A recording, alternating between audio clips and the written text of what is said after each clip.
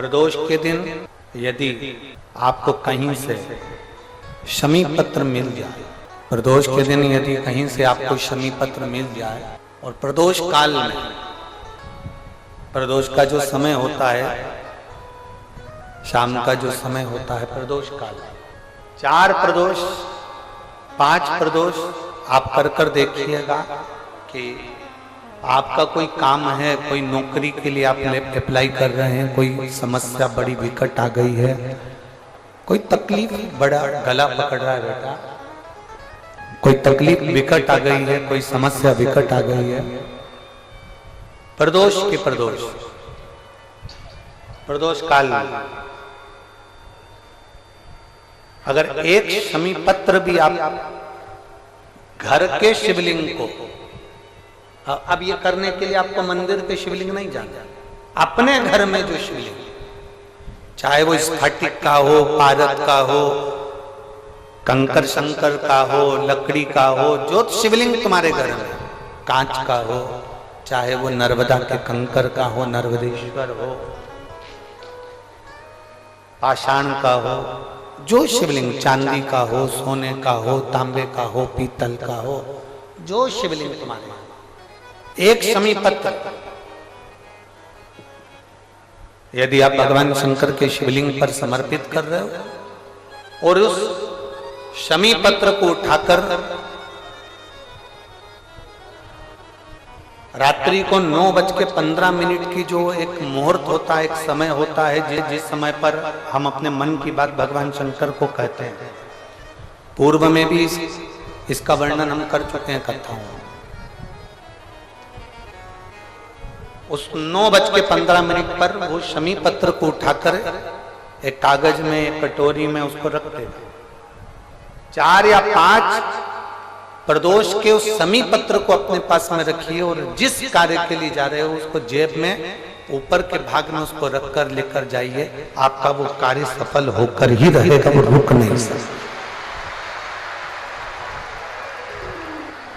शमी पत्र में इतना बल होता है, प्रदोष का जो शमी पत्र होता है वो बड़ा बलवान होता है। एक लक्ष्य बनाना, एक लक्ष्य, शंकर भगवान को अपना पिता मानकर तुम दिल से जो कहोगे वो सुनेगा, दिल से जो कहो, शिव कथा कर, भगवान शंकर का संवाद कर, शिव महापुराण की कथा करे, माता पार्वती जी विवाह कर भगवान शंकर के साथ में कैलाश धाम पर आकर विराजमान हो गए। पार्वती जी ने भगवान देवाधिदेव महादेव से कई प्रश्न किए, कई प्रश्न, कोई प्रश्न में कमती नहीं रखी माता पार्वती। आप सभी के स्मरण में होगा कि माता पार्वती जी ने भगवान देवाधिदेव महादेव से जब अपने मन की बात का एक भाव प्रकट किया, संतान प्राप्ति के लिए कुछ सुख का अनुभव कराने का भाव किया, और एक बात अपने भीतर उतारिए, जैसे एक संतान हो जाती है, मान लो एक बच्चा हो गया, एक संतान हो गई, और एक संतान होने के बाद में दूसरी संतान हो ही नहीं रही, किसी को 10 साल हो गए, किसी को 8 साल हो गए, किसी को 5 साल हो गए, किसी को 6 साल हो गए, किसी को 9 साल हो गए, किसी को 12 साल हो गए, दूसरी संतान हो ही नहीं रही। आपने डॉक्टरों को भी दिखाया, इलाज भी करवाया, फिर भी संतान का सुख नहीं है। तो शिव महापुराण में बेलपत्र के वृक्ष का बड़ा सुंदर भाव कहा, जिसको संतान का सुख नहीं है उसको सफेद आंकड़े की जड़ का प्रयोग करना चाहिए, और जिसके घर में एक संतान हो चुकी है और दूसरी संतान नहीं हो रही है, 8 साल 10 साल 15 साल 20 साल 22 साल हो गए और दूसरी संतान का अगर सुख नहीं है, तो उसके लिए बेलपत्री के वृक्ष के नीचे का एक भाव बड़ा सुंदर कहा गया। किसी भी सोमवार से आप ये प्रयोग करना प्रारंभ कर सकते। 11 रुद्र होते हैं, 11 रुद्र होते हैं। एक सोमवार को बेलपत्री के वृक्ष के नीचे जाइए और बेलपत्र के वृक्ष के नीचे जाकर एक एक रुद्र का स्मरण करें। करना क्या है, बेलपत्री के वृक्ष के नीचे जब आप जाएं तो बेलपत्र के वृक्ष के नीचे की ही मिट्टी का एक कुंड, आप लोग क्या कह सकते हैं यहाँ पर, हम क्या बोले उसको, जैसे मिट्टी का एक कटोरी बनाते हैं ना, क्या बोलते हैं उसको, कुंडी बना देते हैं मिट्टी की। बेलपत्री के वृक्ष के नीचे की ही मिट्टी, उसी मिट्टी का एक छोटा सा एक कुंडा बना लो उसको मिट्टी का। जितने लोग आस्था चैनल पर सुन रहे हैं, जितने लोग फेसबुक यूट्यूब पर श्रवण कर रहे हैं, बड़े ध्यान से सुनिएगा, सावधान। मिट्टी की कुंडी बनाई, उस कुंडी में जल समर्पित कर दिया और जल चढ़ाने के बाद में एक घी का दिया लगाकर वहीं पर थोड़ा सा मीठा, कुछ भी जो आपके पास में हो, घर में जो भी उस समय पर आपके साथ में हो, या तो दूध घर का मीठा हो जैसे मावे का, खोए का हो या खीर हो, तो वहीं पर एक कटोरी में थोड़ा सा रख दीजिए और उस कुंडी में जो जल चढ़ाया गया है वहां पर उस बेलपत्री के वृक्ष के नीचे भगवान शंकर के 11 जो रुद्र हैं उसमें से एक एक रुद्र का आपको स्मरण करना है। 11 रुद्र का नाम क्या है, तो पहले नंबर पर आता है कपाली, दूसरे नंबर पर आता है पिंडर, तीसरे नंबर पर आता है भीम, चौथे नंबर पर आता है विरूपाक्ष, पांचवें नंबर पर आता है विलोहित, छठे नंबर पर आता है शास्त्र, सातवें नंबर पर आता है अजपात, आठवें नंबर पर आता है अहिष्णु और 9वें नंबर पर आता है शंभु, 10वें नंबर पर आता है चंड और 11वें नंबर पर आता है भव।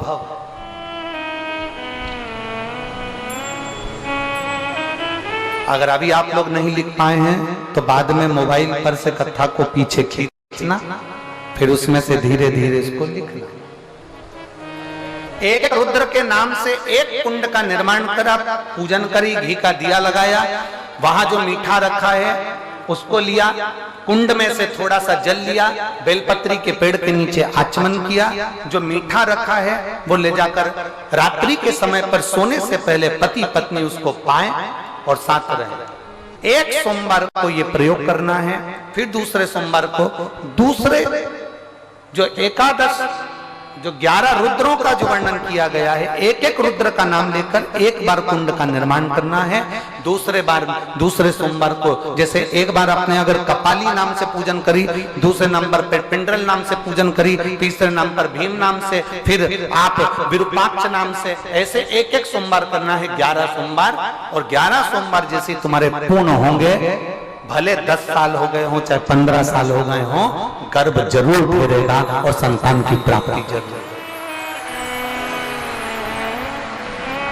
किसी किसी के यहाँ पर 11 रुद्र भी पूरे नहीं हो पाते हैं और गर्भ ठेर जाता है। लगभग 4-5 रुद्र पूरे होते हैं और गर्भ ठेर जाता है।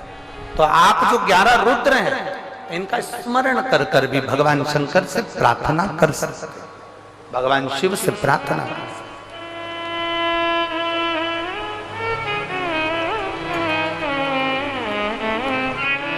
और शंभु शरणे पड़ी मांगू घड़ी रे घड़ी, दुख काटो दया करी दर्शन आपो। आप 11 रुद्र का स्मरण कर कर भी पूजन कर सकते। शिव कथा कर रही है, भगवान शंकर का संवाद कर रहा है, शिव महापुराण की कथा कर रहे। पार्वती जी ने भगवान शिव से कहा, तारकासुर का वध होना है, गंगा जी के जल से भगवान शंकर के तेज पुंज से 6 पुत्रों का जन्म हो, जिनको कृतिकाओं ने पाला तो उनका नाम कार्तिकेय पड़ गया। बोल कार्तिकेय महाराज की। जिनका नाम कार्तिकेय पड़ गया। अब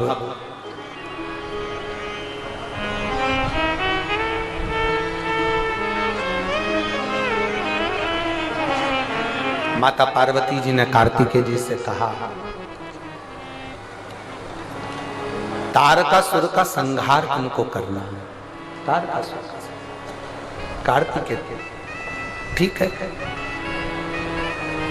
भगवान शिव जी के पुत्र और पुत्रियों से एक चीज हमेशा सीखना चाहिए कि भगवान शंकर के जो पुत्र पुत्रियां हैं, भगवान शिव के जो बच्चे हैं, वो माता पिता की आज्ञा के बिना कभी रात्रि को बाहर नहीं निकलते, कभी रात्रि।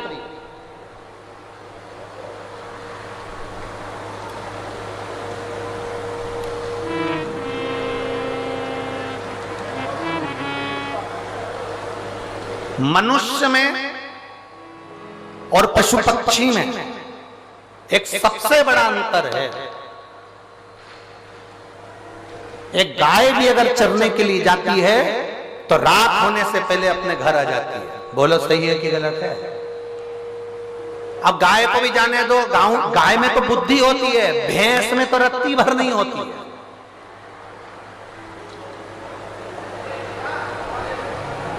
वो कहते हैं ना भैंस के आगे बीन बजाना, वो इसीलिए कहते हैं, भैंस में रत्ती भर।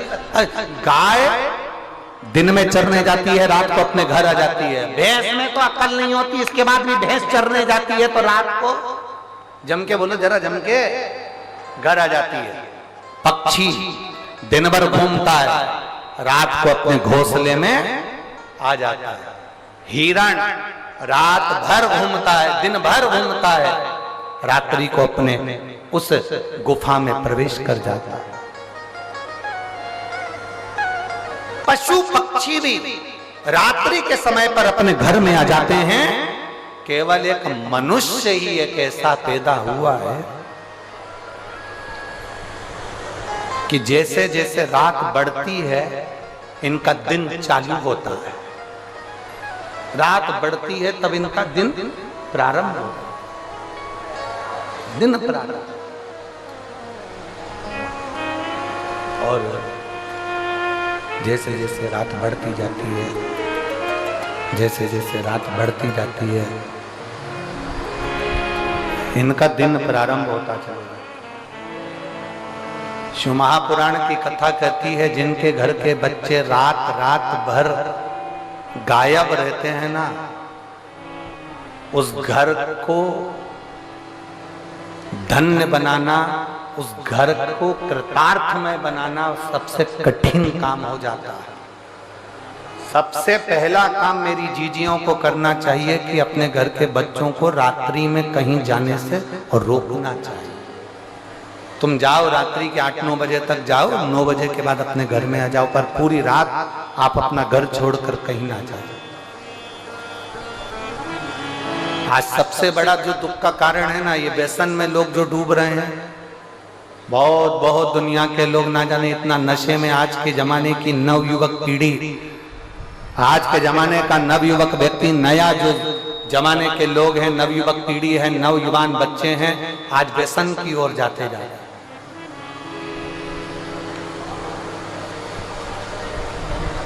निवेदन, व्यसन से मुक्त हो, दूर हो। ये मूल है आपका विश्वास, आपका भरोसा। एक छोटी सी गठान अगर शरीर में हो गई ना, और आपने अगर विचार कर लिया कि ये गठान हो गई है, डॉक्टर को दिखाना है, गठान हो गई है, कहीं गलत ना बता दें, कहीं बड़ी बीमारी ना बता दें, कहीं बड़ा रोग ना बता दें, कहीं कुछ बड़ी बात ना बता दें। जो व्यक्ति दिन भर अपने लिए गलत सोचता रहता है तो उसको एक ना एक दिन वो बड़ी बीमारी हो ही जाती है। आपने अगर शरीर में गांठ आ गई, बीमारी आ गई, घुटने बेकार हो गए, फेफड़े बेकार हो गए, और आपने गलत नहीं सोचा कि मेरे को कुछ भी नहीं हुआ है, मेरा बाबा मेरे साथ है, कुबेर भंडारी बैठा है, रुद्राक्ष का पानी पीऊंगी, शिव जी पे चढ़ा जल पीऊंगी, बेलपत्र खाऊंगी, डॉक्टर से जांच कराऊंगी, डॉक्टर को दिखाने जाऊंगी, रायपुर चले जाऊंगी, भिलाई चले जाऊंगी, बड़े शहर चली जाऊंगी, वहां जाकर डॉक्टर से चेकअप करवाऊंगी और ये मेरा विश्वास कहता है कि मुझे कुछ नहीं हो सकता। जब इतने भरोसे के साथ जाओगे तो तुम्हारी गठान भी गल जाएगी और तुम्हें कुछ होगा भी। कोई भारी बीमारी, कोई बड़ी बीमारी तुम्हारे जीवन में नहीं आ सकती। शिव महापुराण की कथा कहती है भगवान पर भरोसा कितना करना, तो शिव महापुराण की कथा कहती है खुद से ज्यादा 1000 गुना स्वयं से ज्यादा भरोसा मेरे देव अधिदेव महादेव पर करना, तो तुम्हें जिंदगी में कभी गिरने नहीं देगा, कभी गिरने नहीं देगा।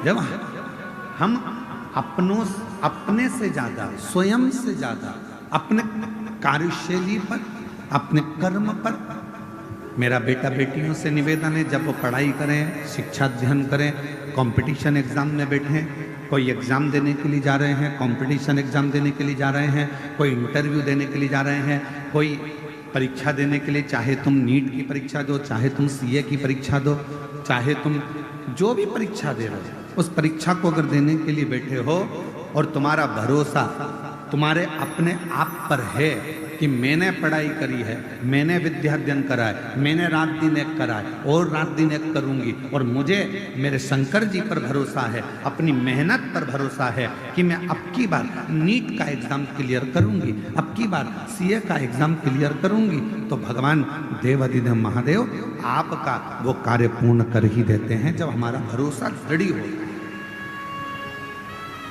आप रात दिन पढ़ाई ना करें, विद्याध्ययन ही ना करें और मालूम पड़े दूसरों के पास जाकर पूछें हमारी पत्रिका में बता दो कि हमारा ग्रह क्या बोल रहा है, मेरा हाथ देखकर बता दो क्या मैं नीट क्लियर कर लूंगी, क्या मेरा भाग्य देखकर बता दो क्या मैं सीए बन जाऊंगा, क्या मेरा भाग्य देखकर बता दो क्या मैं आईएएस ऑफिसर बन जाऊंगा। पत्रिका दिखाकर, हाथ दिखाकर, मस्तक दिखाकर, पैर दिखाकर, ये घर दिखाकर आप बड़े अधिकारी नहीं बन सकते, बस अंदर से ऊर्जा ला सकते। तो अपने भीतर एक अलग से ऊर्जा पैदा करो।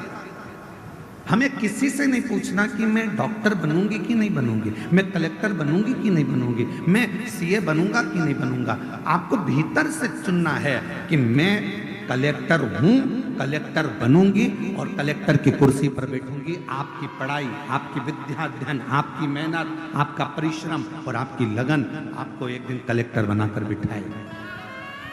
आपकी मेहनत आपको ऊंचे पद तक पहुंचाएगा। मेहनत ही ना करो, संघर्ष ही ना करो और फिर कहो कि हम तो वहाँ शिव जी के मंदिर भी गए थे, हमने व्रत भी किया था। सीहोर वाला महाराज आपको एक बात हमेशा कहते आया है और शुरू से, आज से नहीं 30 साल से एक ही बात हम सबको कहते हैं, अपनी मेहनत को 4 गुना करना और फिर आखिरी में एक बेलपत्र पर शहद लगाकर शिव जी को चढ़ाकर चले जाना। बाबा आपकी मनोरथ पूर्ण करेगा, बाबा आपका कार्य पूर्ण करेगा। अब दुनिया के लोग क्या करते हैं, आधी बात तो दिखाते हैं, आधी बात गायब कर देते हैं। दुनिया के लोग दिखाते हैं कि सीहोर वाले महाराज जी ने बोला कि बेलपत्र पर शहद लगाकर जाना, कार्य सफल होगा, पर उसने आगे की बात को काट दिया कि सीहोर वाले महाराज जी ने कहा कि अपनी मेहनत को 4 गुना करो, रात दिन एक करो, परिश्रम पूर्ण करो। क्यों? क्योंकि हमारे मेहनत पर हमको खुद को भरोसा होना चाहिए, विश्वास। जैसे कई लोग दिन भर बैठकर हम पर इल्जाम लगाते रहते हैं, तुमने वहां पर ऐसा कर दिया, तुमने वैसा कर दिया, तुमने ये मांगा, तुमने वो मांगा। हमें अपने आप पर भरोसा है कि हम ना तो कभी किसी से कुछ लेते और ना कभी किसी के लिए कुछ कहते हैं। हम तो हमारे बाबा का गुणगान करते रहते हैं। अब दुनिया को आग लगे चाहे कुछ, अपनी मस्ती में जी।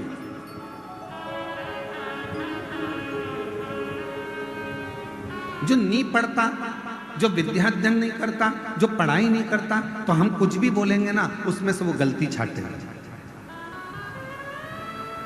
पर दुनिया तो पढ़ती है ना, जो पढ़े लिखे हैं, विद्वान हैं, विद्वत जन है, वो तो पढ़ते हैं कि काली मिर्ची का वर्णन कहाँ लिखा है, बेलपत्र का वर्णन कहाँ लिखा है, शिवजी पर जल चढ़ाने का वर्णन कहाँ लिखा है, कहाँ पर भगवान शंकर की बेलपत्र की महत्वता है, कहाँ पर श्री शिवाय नमस्तुभ्यम की महत्वता है। ये पढ़ने वाला व्यक्ति तो पढ़ता होगा ना, विद्याध्ययन करने वाला, कभी पढ़ने वाला तो ध्यान करता होगा।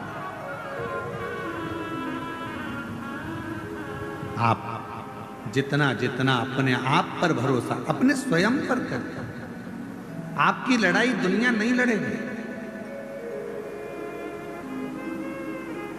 आपकी लड़ाई अपने आप को लड़ना, अपनी मेहनत अपने आप को करना।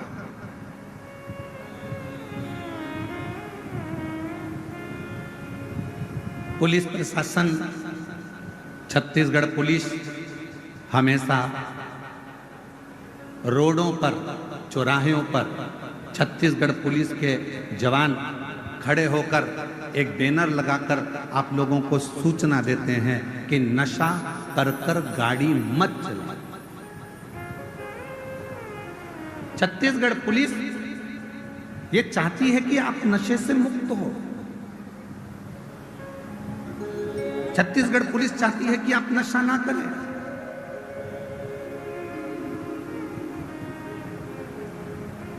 पुलिस का काम है आपको प्रेरणा देना, पुलिस का काम है आपको समझाना, पर आपके ऊपर निर्भर करता है कि आप उससे कितनी प्रेरणा ले रहे हैं, आप कितना ग्रहण कर रहे हैं। और केवल छत्तीसगढ़ पुलिस यही प्रेरणा नहीं दे रही है कि आप नशा करके गाड़ी ना चलाओ, वो तो ये भी कहती है कि हेलमेट लगाओ, सीट बेल्ट लगाओ। अब इसमें पुलिस वालों का कोई फायदा है क्या?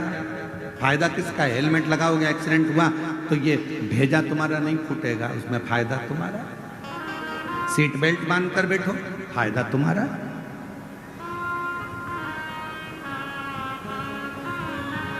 शिव महापुराण की कथा सुनने में लाभ किसका है? आपका।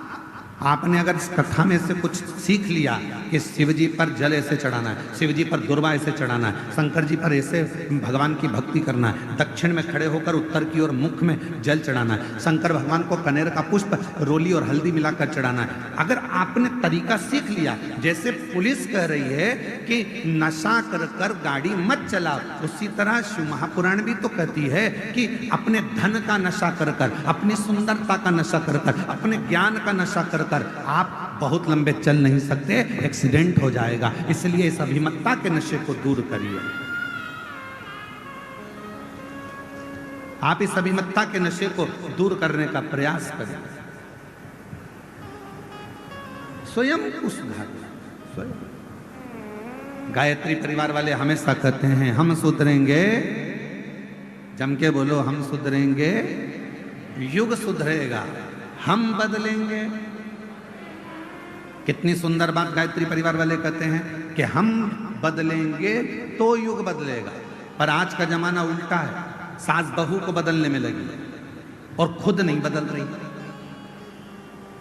आज का जमाना उल्टा है, बहू सास को बदलने में लगी है, खुद नहीं बदल रही। बेटा बाप को बदलने में लगा है, बेटा खुद नहीं बदल रहा। बाप बेटे को बदलने में लगा है, खुद नहीं बदल रहा। स्वयं को भी तो बदलना पड़ेगा। आज के जमाने में बड़े बड़े लोग प्रवचन देते हैं, बड़े बड़े ज्ञान की बातें करते हैं और स्वयं नहीं बदल पाते। अपने आप को बदलना जरूरी। हम सुधरेंगे, आवाज नहीं आई, जरा गम के बोलो, हम सुधरेंगे, हम बदलेंगे, भारत माता की। तो ये हमारे जीवन का गायत्री परिवार वाले बात कहते हैं कि हमें सुधरना, हमें बदलना, और हम दुनिया को बदलने जा रहे हैं, खुद को नहीं बदल पा रहे।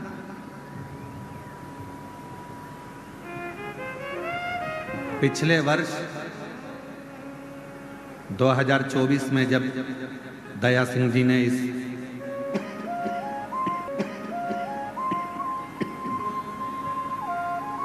जयंती स्टेडियम में शिव महापुराण की कथा करवाई थी दया सिंह जी। कई लोगों ने यहाँ से मदिरा छोड़ी थी, कई लोगों ने मांसाहार छोड़ा था, यहाँ तक कि पुलिस विभाग के एक बहुत बड़े अधिकारी ने भी अपना मांस का सेवन छोड़ दिया अपने। और उनको आज भी उनके दोस्त कहते हैं, अरे यार तू क्या, तूने वो महाराज के, नहीं, वो कहते महाराज के कहने पर नहीं छोड़ा, मेरे भीतर का संस्कार, मेरे भीतर के माता पिता का संस्कार और मेरे सनातन धर्म की संस्कृति ने मेरे को ये छुड़वाया। मेरे भीतर, मेरे माता पिता ने मुझे जो संस्कार दिए हैं, मेरे घर के जो संस्कार मुझे मिले हैं, उसने मुझे ये अच्छा बना दिया। दया सिंह जी, आपको बहुत बहुत साधुवाद है जो 2 साल से आप लगातार ऐसी शिव महापुराण की कथा कराकर संपूर्ण जगत का उद्धार कर रहे हैं, संपूर्ण भिलाई वासियों को आनंद दे रहे हैं। उसके लिए साथ आप बहुत स्वयं हम अपने आप को सुधार नहीं पा रहे हैं महाराज, हम दुनिया को सुधारने की बात कहें ये श्रेष्ठता स्वयं। और शंभो शरणे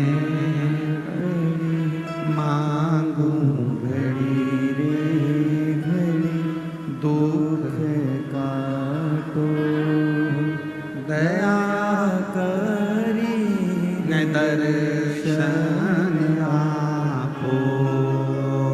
शंभो शरणे मांगू घड़ी रे दुख काटो दया करी दर्शन आपो। स्वयं को बदलना पड़ेगा और ये निश्चित है,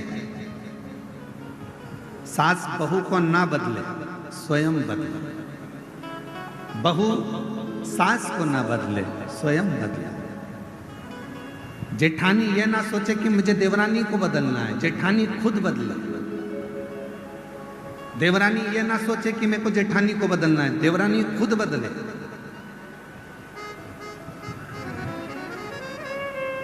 एक सही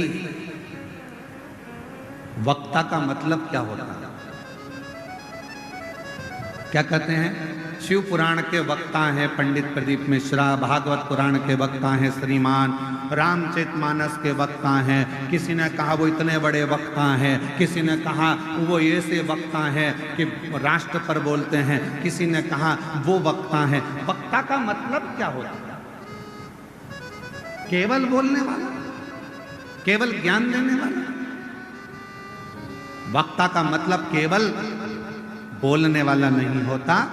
वक्ता का मतलब ये होता है कि जब कोई वक्ता अपनी व्यासपीठ से बोलने के लिए बैठे और जितने लोग उसको सुनने के लिए आए, उनका वक्त बदल जाए तो समझ लेना कि वक्ता है।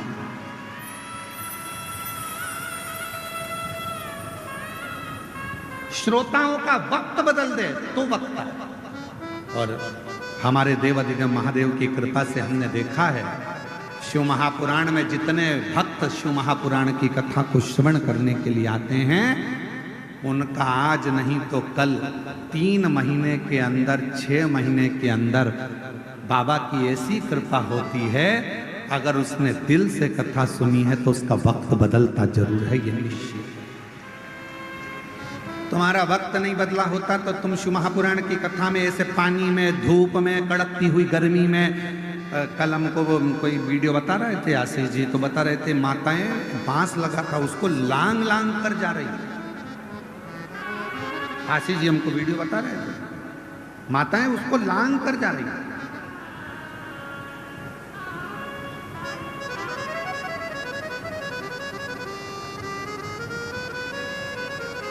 ऐसे और वीडियो शायद यहाँ के यूट्यूबरों का, सोशल मीडिया वालों का, वो बता रहे थे कल कि माता लांग कर जा रही गुरु।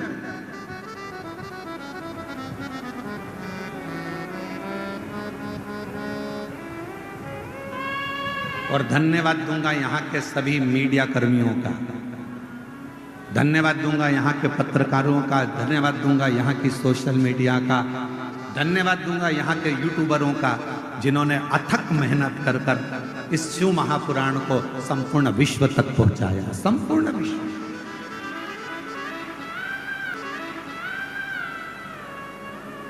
अब ईमानदारी से बोलो, ना कोई आपको दक्षिणा दे रहा है, ना कोई आपको पैसा दे रहा है, ना कोई आपसे कह रहा है आपके घर में आकर कि कथा सुनने आना पड़ेगा, तुम्हें तो वहां बैठना ही पड़ेगा, जगह में आकर बैठना ही पड़ेगा। कोई तुमसे नहीं कह रहा कि तुम आओ, पर तुम कथा में क्यों आते हो? क्योंकि तुमको मालूम है मैंने पहले कथा सुनी, बाबा ने मेरा हाथ पकड़ा, आज किसी के आगे मुझे भीख नहीं मांगना पड़ता, मेरा बाबा मेरी झोली में लाकर दे देता। मैंने कथा सुनी, मेरे बाबा ने मेरा साथ दिया, फिर कथा सुनूंगी, फिर देगा, फिर प्रदान करेगा।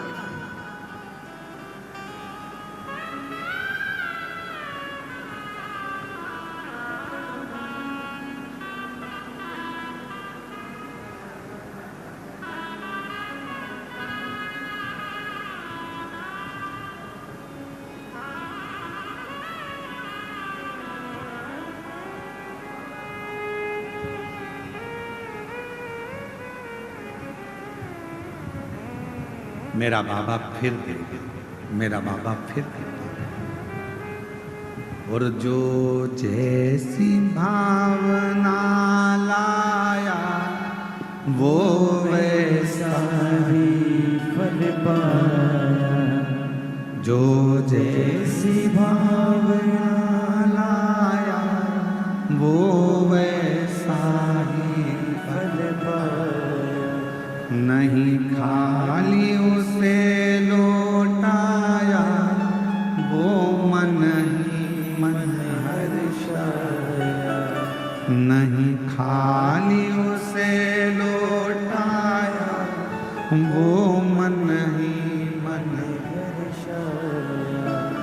और कर दिया मारा मार काशी वाले ने, लुटा दिया भंडार काशी वाले ने।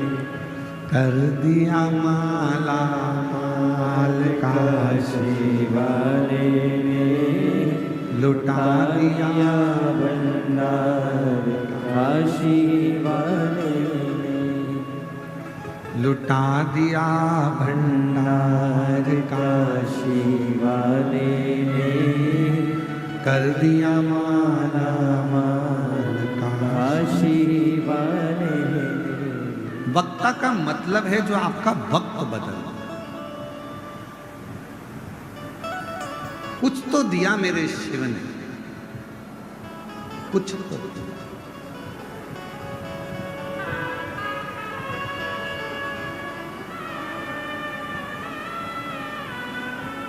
अच्छा बताओ, पूरे 24 घंटे आप सभी पंडाल में रहकर 2.5 घंटे की शिव पुराण का इंतजार करते हो। बोलो सही है कि गलत है? पूरे 24 घंटे। और हम पंडाल वालों को भी नहीं बोलेंगे, हम तो घर में जाने वालों को जो कथा सुनकर अपने घर पर चले जाते हैं उनको भी हमने देखा। आज कथा सुनकर जाएंगे, फिर दूसरे दिन कथा का इंतजार करते हैं। जल्दी जाना है, 8 बजे कथा चालू हो जाएगी सुबह 8 बजे। हाँ, सुबह 8 बजे कथा चालू हो जाएगी। और जितने यहाँ बैठे हैं ना, सुबह रात को 3 बजे नींद खुल गई हो। रात को 3 बजे नींद खुल गई होगी और 3 बजे से इधर मुंह करके सोए, उधर मुंह करके सोए। और पति कोनी पागल हो गई है, 3 बज रही है, फिर इधर फिर पास में मोबाइल रखा बिल्कुल बाजू में, फिर थोड़ी देर बेचैनी, फिर और कब 6 बजे 5 बजे 6 बजे नहा धोए तैयार होए, चलिए उनको भी जगा दिया, मेरे को छोड़िए। अरे तू ऑटो इतनी सुबह से नहीं मिलेंगे, चलो छोड़ो। फिर आएगी कैसे? वो तो मैं आ जाऊंगी, तुम तो चलो। और कथा में आकर फिर जगह संभालना, बैठना, कितनी बेचैनी, कितनी बेचैनी। वो बिल्कुल सही है। वो तुझसे मिलने के लिए तेरी कसम, तुझसे मिलने के लिए तेरी कसम, एक मुलाकात जरूरी है सनम, एक मुलाकात जरूरी है सनम। जब प्रेम हो जाता है तो मिलने की तमन्ना रहती है, मैसेज का इंतजार रहता है। कब करोगे? रात्रि को फ्री होता है, रात को करेगा, रात को फ्री होगी, रात को करेगी, इंतजार रहेगा, मैसेज आएगा, फोन पे बात होगी, इंतजार रहेगा, बेचैनी रहेगी, 5 बजे 6 बजे, और उससे बात करने की तमन्ना बढ़ती चली जाती है। उसी तरह शिव महापुराण की कथा के जितने श्रोता ये लाखों की संख्या में बैठे हैं, इनके अंदर शंकर की कथा की बेचैनी होती है, क्योंकि इन्होंने प्यार कर लिया है शिव से। और तुझसे मिलने के लिए तेरी कसम, तुझसे मिलने के लिए तेरी कसम, एक मुलाकात जरूरी है सनम। उससे प्रेम शिव के प्रति, शिव कथा के प्रति, भगवान शंकर के प्रति बेचैनी हो रही है। सुनने जाऊंगी, सुनने जाऊंगी, सुनने जाऊंगी, सुनने जाऊंगी। और बलम मोहे ले चल रे तू,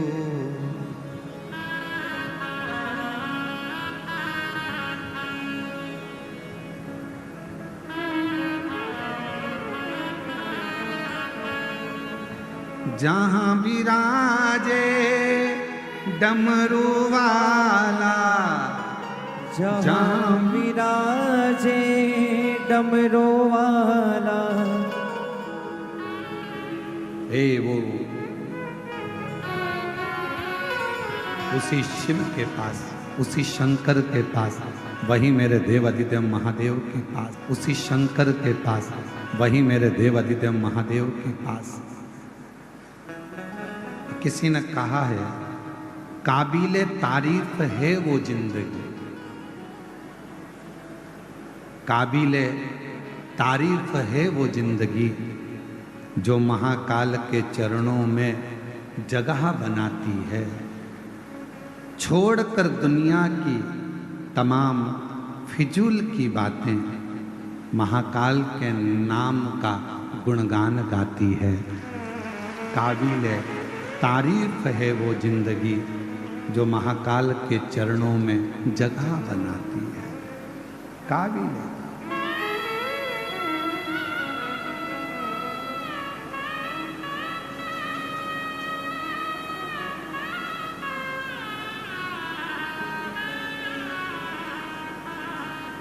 एक आस तुम्हारी है, विश्वास तुम्हारा मेरे बाबा सुन भी लो ये मेरी कहानी, बड़ी दूर किनारा है, कश्ती भी पुरानी है, भोले बाबा सुन भी लो ये मेरी कहानी है। मैंने को पुकारा है, मैंने तुमको पुकारा है, मेरे बाबा सुन भी लो ये मेरी कहानी है।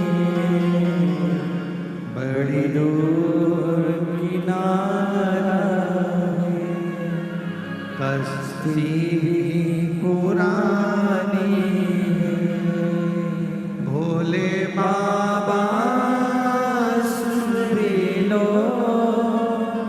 ये मेरी कहानी है। शिव को जब स्नेह बढ़ जाए, प्रेम बढ़ जाए, बेचैनी बढ़ जाती है, नींद नहीं आती, रात भर दिन भर। कितना मेरी जीजियों, 5 पंडाल, शायद छत्तीसगढ़ के इतिहास की पहली कथा है जहां पर ये 5 पंडाल बड़े बड़े विशाल लगाए गए और उसमें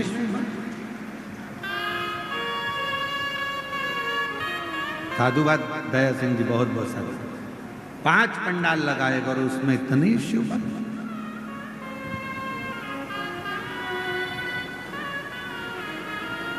और एक एक यहाँ के आपके जितने यूट्यूबर हैं, जितने पत्रकार बंधु, उन्होंने एक एक पंडाल की पूरी महत्वता बताई। ये पंडाल, इसमें ऐसे भक्त बैठे। मैं पत्रकार को, बंधुओं को, मीडिया को, सोशल मीडिया को, यूट्यूबरों को, सबको साधुवाद। ये पंडाल, इसमें ऐसे भक्त बैठे, ये ऐसे बैठे। उन्होंने इनको भी नहीं छोड़ा, पेड़ पे टंगे हुए को भी बता दिया, ये यहाँ टंगे हुए। शिव शिव है। हाँ, एक तो ये बैठे हैं यहाँ। आपकी भी सोशल मीडिया के माध्यम से मैं आपको साधुवाद दूंगा, उसके लिए धन्यवाद दूंगा बहुत बहुत, कि पूरे भिलाई के शिव भक्तों ने आपके माध्यम से लोगों को दर्शन किया, उसके लिए साधुता है, प्रणाम। साधु दौड़ कर आ जाओ, एक बेलपत्र ले जाना, दौड़िया आ जाओ, दौड़ के इधर से दौड़िया है। शिव तत्व। और भी अगर पत्रकार बैठे हों तो मेरी तरफ से उनको भी निमंत्रण है, आइए एक बेलपत्र लेकर जाइए, आपकी मीडिया के लिए साधुता मेरी तरफ से। अगर पत्रकार बंधु बैठे हैं यहाँ, सोशल मीडिया वाले बैठे हों, तो मैं उनको साधुवाद दूंगा कि वो भिलाई के पत्रकार बंधुओं को और सोशल मीडिया को, जिन्होंने अपनी कलम से और अपनी सोशल मीडिया से जनमानस का दिल जीता।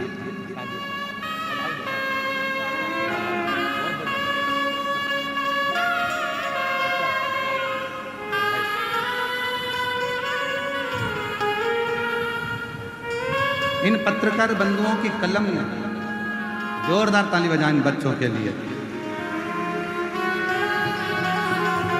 जिनकी मीडिया और सोशल मीडिया, जिन यूट्यूबरों ने अपनी अपनी। भोले बाबा सुन भी लो ये मेरी कहानी है। सभी पत्रकारों बहुत कश्ती भी पुरानी है, पापों से भरी हूँ मैं, छोड़ो फिर भी रख लो, कुछ और तो पास नहीं, आंसू गिरवी रख लो। पापों से भरी हूँ मैं, छोड़ो फिर भी रख लो, कुछ और तो पास नहीं, आंसू गिरवी रख लो। बड़ी दूर किनारा है, कश्ती भी पुरानी है। भोले बाबा सुन भी लो ये मेरी कहानी है। बड़ी दूर किनारा है।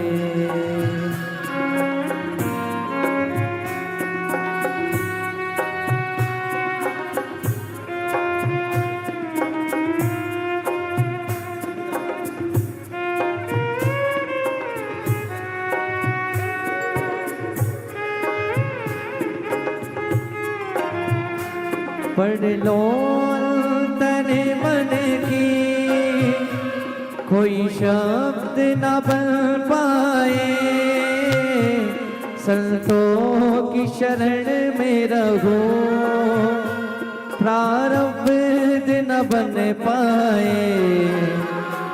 पढ़ लो अंतर मन की, कोई शब्द न बन पाए, भोले की शरण में रहो, प्रारब्ध न बन पाए।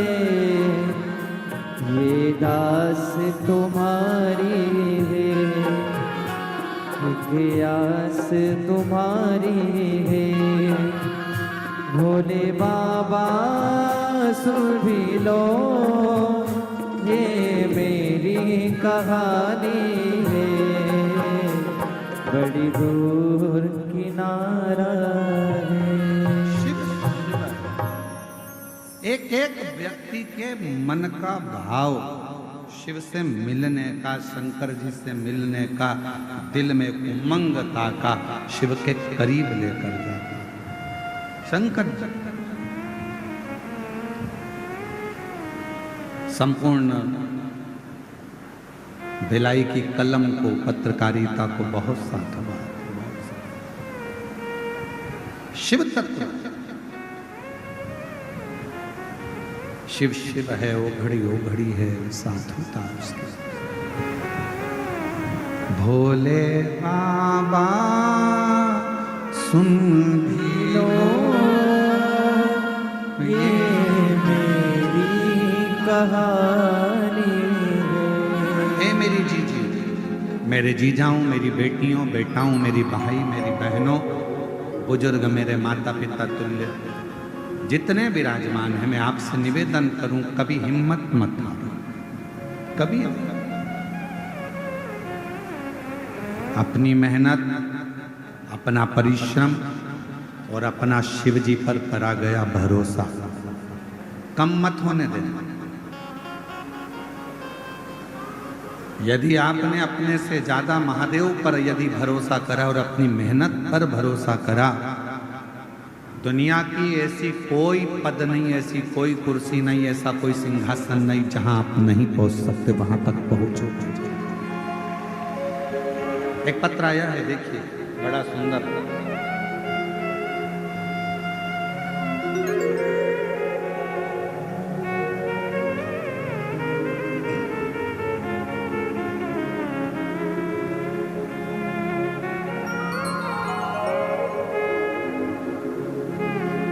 मैं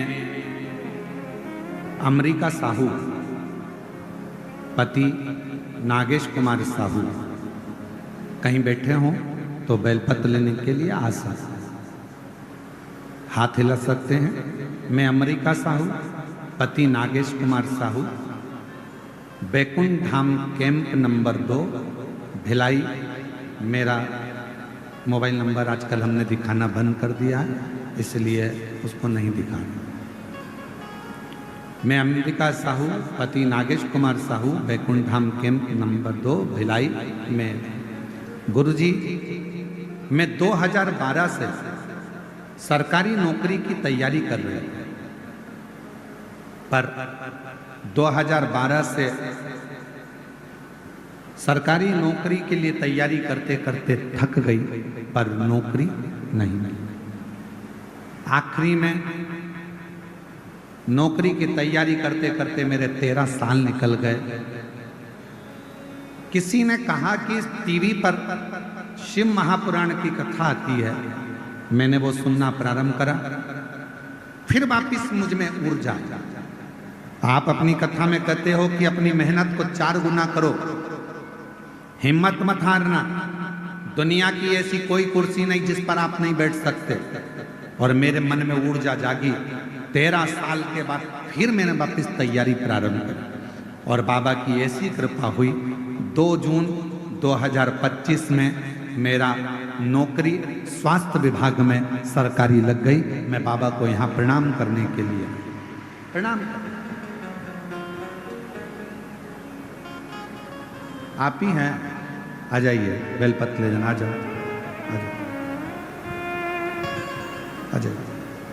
मैं अमेरिका साहू पति नागेश कुमार साहू, बैकुंठ धाम, कैंप नंबर 2, भिलाई से। शिव शिव है। एक पत्र और बड़ा सुंदर है, देखिए।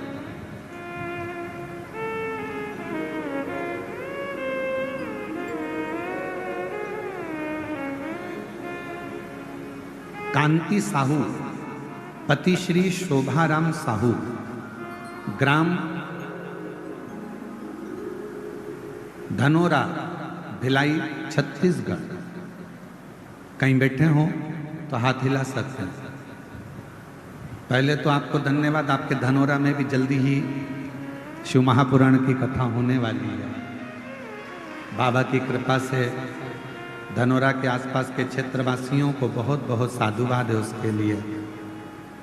जो आपके क्षेत्र में कथा हो रही है, बहुत साधारण परिवार कथा करा रहा है और बाबा की बड़ी करुणा है। सीहोर में जाकर बाबा के चरणों में बैठकर उन्होंने बाबा से विनय कर कथा को प्राप्त किया। मैं पूरे धनोरा वासियों को बहुत बहुत साधुवाद देता हूँ उनके लिए। मेरा नाम, मैं कांति साहू पति श्री शोभाराम साहू, ग्राम धनोरा, भिलाई, छत्तीसगढ़ से हूँ। मेरे गले में गठान हो गई थी। मैंने डॉक्टर को दिखाया तो ऑपरेशन के लिए बोल दिया। पिछले कथा में 7 दिन तक यहीं भिलाई में जयंती स्टेडियम में मैंने कथा सुनी। मैंने डॉक्टर साहब से कहा था कि मैं ऑपरेशन बाद में करा लूंगी और कथा सुनने के लिए मैं जयंती स्टेडियम में आ गई। रोज मंदिर जाना चालू कर दिया। कुंदकेश्वर महादेव के नाम से सीहोर का रुद्राक्ष का जल ग्रहण किया, बेलपत्र खाई, गुरुदेव। फिर मेरे गले का गठान, हम जांच के लिए, ऑपरेशन के लिए जब गए तो डॉक्टर ने कह दिया तुम्हारे गठान पूरी खत्म हो गई है, अब तुम्हें ऑपरेशन की जरूरत नहीं है, गठान गल चुकी है। मैं बाबा को धन्यवाद देने के लिए आई हूँ, बाबा को प्रणाम करती हूँ जिन्होंने इस पवित्र कथा का लाभ हमको दिया और बाबा को धन्यवाद देती हूँ। कहीं बैठी हो? कांति साहू पति श्री शोभाराम साहू, ग्राम धनोरा, भिलाई, छत्तीसगढ़।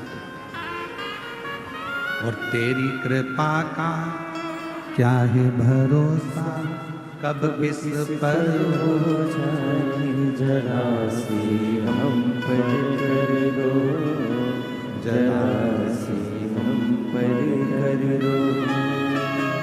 तेरी कृपा का क्या है भरोसा, कब किस पर हो जाए जरा सी हम पर कर दो। बहुत सालों से, 12 साल से इंतजार कर रही थी कि सर्विस लगेगी, नौकरी लगेगी। हिम्मत हार कर बैठ गई थी बेटी। कथा सुनकर फिर वापिस इसने एग्जाम दिया, फिर तैयारी करी और शिव जी की कृपा से आज सरकारी नौकरी वापिस करा। हिम्मत आपकी, परिश्रम आपका और विश्वास शिव पर पूर्ण। और जितने कथा में आए हो ना, एक भरोसे के साथ छाती ठोक कर कहना मैंने कथा सुनी है भिलाई की, मैंने जो मांगा है मेरा बाबा मुझे 3 महीने में, 6 महीने में मेरी झोली में जरूर देगा, ये मुझे विश्वास।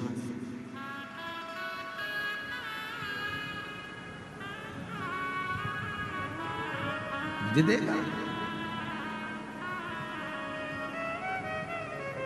तो शिव पुराण की कथा कर रही है, वक्ता वही होता है जो दुनिया, उसके जो वक्त श्रोता है, वक्ता वही होता है जो उनका वक्त बदल, वक्त वो बदल।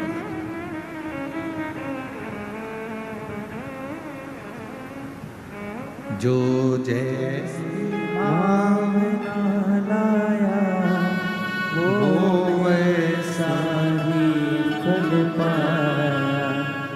नहीं खाली उसे गले में गठान हो गई थी, डॉक्टर ऑपरेशन का बोला था, थोड़ा थोड़ा गलत भी बता दिया था और बाबा की कृपा से पंडाल में बैठकर पिछले वर्ष कथा सुनी। उसके बाद में जाकर फिर रायपुर जांच कराई और शिव जी की कृपा से पूरी गठान गल गई, ठीक हो गई। नहीं खाली उसे लौटाया वो मन ही मन हर्षाया। कर दिया माला माल काशी वाले ने, लुटा दिया भंडार काशी वाले ने। भैया जी कह रहे हैं बहुत घबरा चुकी थी, डॉक्टर ने हर कुछ कहा, फिर मैं लेकर कहाँ जाऊं, कथा भी सुनी, सीहोर भी पहुंच गए और बाबा की कृपा से गठान का ऑपरेशन नहीं करना पड़ा। ठीक, इसको तुम्हारा विश्वास ठीक कर। बीमारी आ जाए और कोई कहे तुम बीमार हो, ये तब तकलीफ है, ये बीमारी ये बड़ी लग जाएगी, ऐसा हो गया, जांच कराओ, डॉक्टर को शिव मानो, जांच भी कराओ, दवाई भी खाओ कुंदकेश्वर महादेव का नाम लेकर। पर यह मत सोचना कि तुम्हें कोई बड़ी बीमारी हो गई। मैं जानती हूं शंकर जी को 1 लोटा जल 1 महीने तक रोज चढ़ाऊंगी, बेलपत्र खाऊंगी, जल पीऊंगी, नंदी के पास बैठूंगी, अपने दिल की बात कहूंगी, मेरा भोले बाबा मेरा बाप है, पिता है, सुन लेगा, बीमारी हटा देगा, तकलीफ मिटा देगा। वो मेरा पिता है, मेरा पिता है, वो मेरे दुख को हर, मेरी तकलीफ इसको अपना। कितना सुंदर कहा, जब जिस समय पर तारकासुर के प्राण छूटे और तारकासुर के 3 बेटे तारकाक्ष, विदुम्माली और कमलाक्ष की 3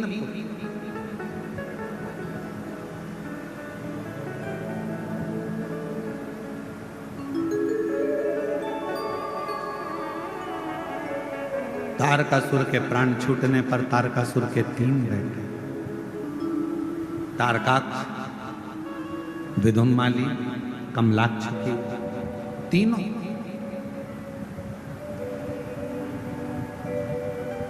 जब बाल्यावस्था में ये तीनों बच्चे थे, अपने पिता तारकासुर से जाकर इन्होंने एक प्रश्न किया।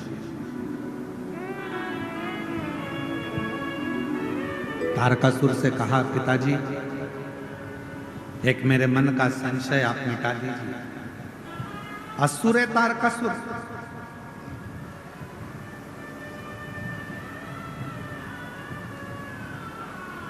तीनों ने प्रश्न किया,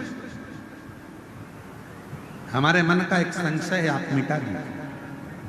तारकासुर ने अपने तीनों बेटे तारकाक्ष, विदुम्माली, कमलाक्ष की जो बाल्यावस्था में थे, छोटे थे, उनसे पूछा, क्या संशय,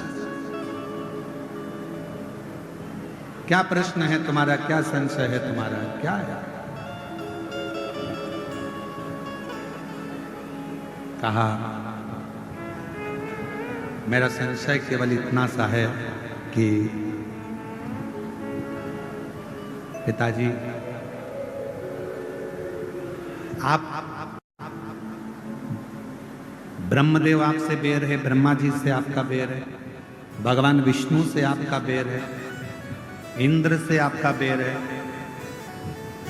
जितने देवता हैं सब से आपका बैर है।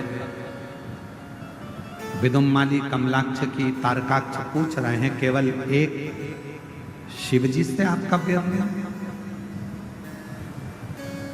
शंकर भगवान से आपका कोई बैर नहीं, सबसे बैर है। केवल तारकासुर से पूछा गया, उनके पुत्रों ने पूछा कि केवल एक शिवजी से आपका बैर नहीं, शंकर भगवान से नहीं। और आपसे भी निवेदन है, अपने बच्चों को बाल्यावस्था में ये ज्ञान दीजिए कि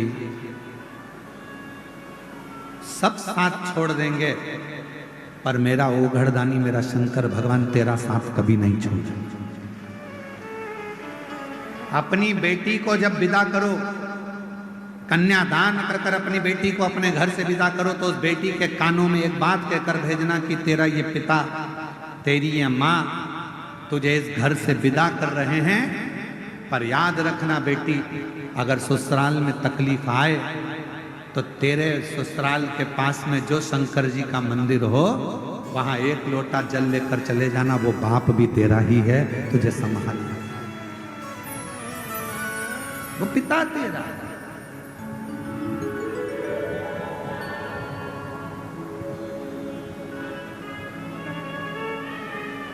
कहा नहीं शिव?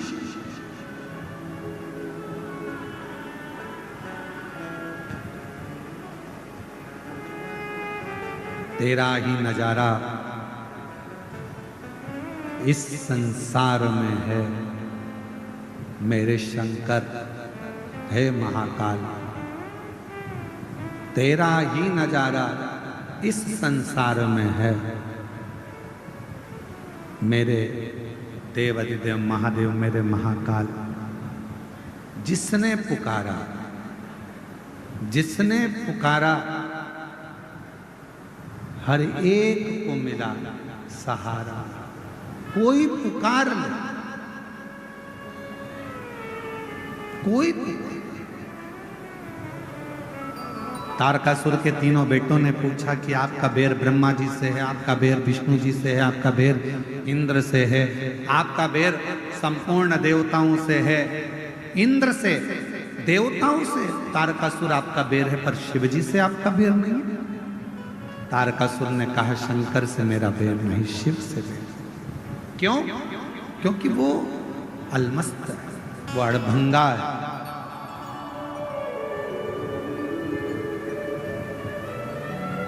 अड़भंगा, उसका आधे से ज्यादा समय तो समाधि में निकल जाता है, बचा थोड़ा समय परिवार में निकल जाता है। कौन परिवार? तारकासुर के तीन बेटों ने पूछा शिवजी का परिवार, गणेश जी, पार्वती जी, ये शिवजी के परिवार से? नहीं। कौन परिवार? तो तारकासुर ने कहा संसार में, मृत्यु लोक में जितने भी मनुष्य हैं, जीव हैं, जलचर हैं, थलचर हैं, पशु पक्षी हैं, ये सब शिव जी का परिवार है। शंकर जी का आधा समय के परिवार को संभालने में निकलता है।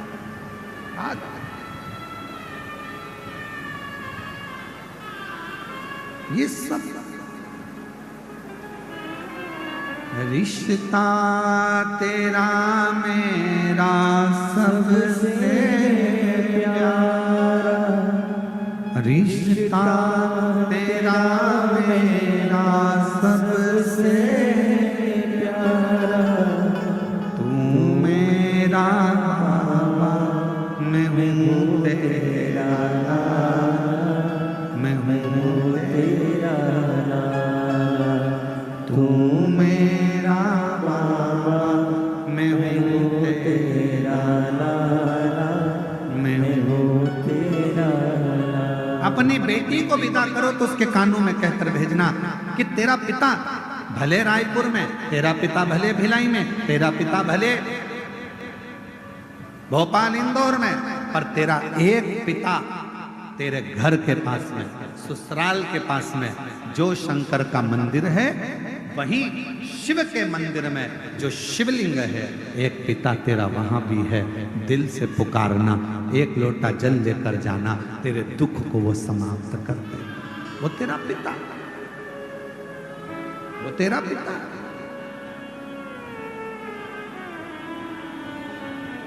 वो तेरा पिता। तो जा दिल से। अपने बच्चों को रोज शंकर जी के मंदिर भेजने की आदत डालें। किन किन के घर के बच्चे शिव जी के मंदिर जाते हैं, जरा हाथ उठाओ। जाते हैं आपके घर के बच्चे? जाना चाहिए, मैं आपको प्रणाम करता हूँ, बहुत बहुत साधु। अपने घर के नजदीक में जो शंकर जी का मंदिर है, अपने घर के बच्चों को एक लोटा जल लेकर शिवालय तक जरूर भेजो, जरूर।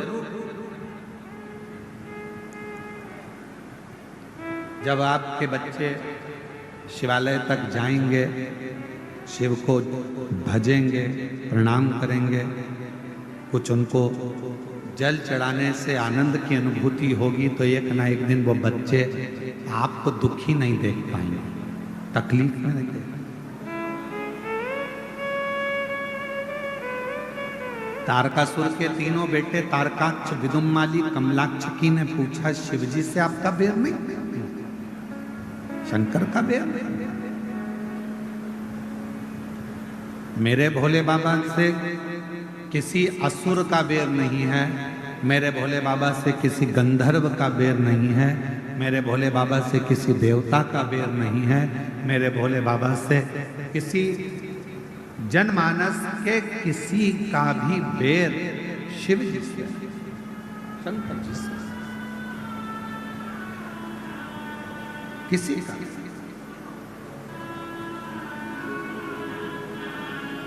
किसी का। शिव महापुराण की कह रहे हैं,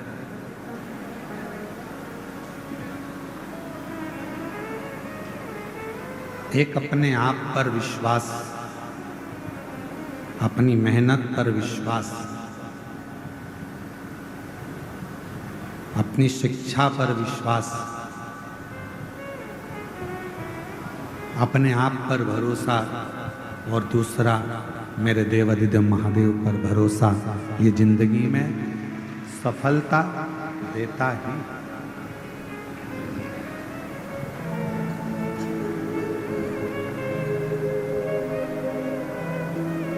तारकासुर के तीनों पुत्र तारकाक्ष, कमलाक्ष की, विदुम्माली, तीनों ने अपने पिता तारकासुर से कहा कि आपका बैर शिवजी से नहीं।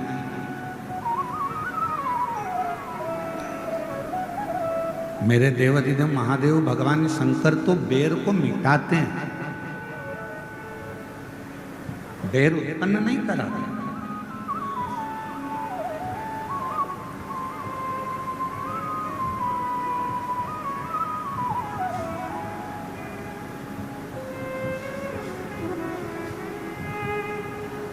भगवान देवाधिदेव महादेव से हमेशा एक बात कहा करो, तुम्हारे घर में बंदूक रखी है, तुम्हारे घर में तलवार रखी है, तुम्हारे घर में फरसा रखा है, तुम्हारे घर में डंडा रखा है, तुम्हारे घर में कोई शस्त्र रखा है, शिवजी से ये प्रार्थना करा करो, भोले बाबा इतनी कृपा करना कि हमारे जीवन में कभी इन शस्त्र को उठाने की जरूरत ना पड़े, हमारी वाणी के द्वारा, हमारी वाणी के द्वारा, हमारे शब्दों के द्वारा, हमारे प्रेम के द्वारा ही संपूर्ण जगत हमारे अनुकूल होता है। क्या होता है, कभी किसी थानेदार से जाकर पूछना, कभी किसी थाने में जाकर किसी थानेदार से जाकर पूछना कि उनके पास दिन भर में कितने केस आते हैं, कितने केस। 10 मिनट का क्रोध आया, तलवार उठाई, चक्कू उठाया, किसी को मार दिया। कितनी देर का गुस्सा था? 10 मिनट का। कितनी देर का क्रोध था? 10 मिनट का। 10 मिनट का क्रोध आया, चक्कू उठाई, तलवार उठाई, डंडा उठाया, किसी को मार दिया। बाद में रिपोर्ट हुई, बाद में फिर थाने गए, मालूम पड़ा 10 मिनट के गुस्से में आपकी जिंदगी के 10 साल जेल में कटवा दिए, थाने में कटवा दिया। कौन कौन रो रहा है? बच्चे रो रहे हैं, पत्नी रो रही है, परिवार वाले रो रहे हैं, माता पिता रो रहे हैं, कुटुंब कबीला रो रहा है, सब कष्ट में, सब रो रहे हैं।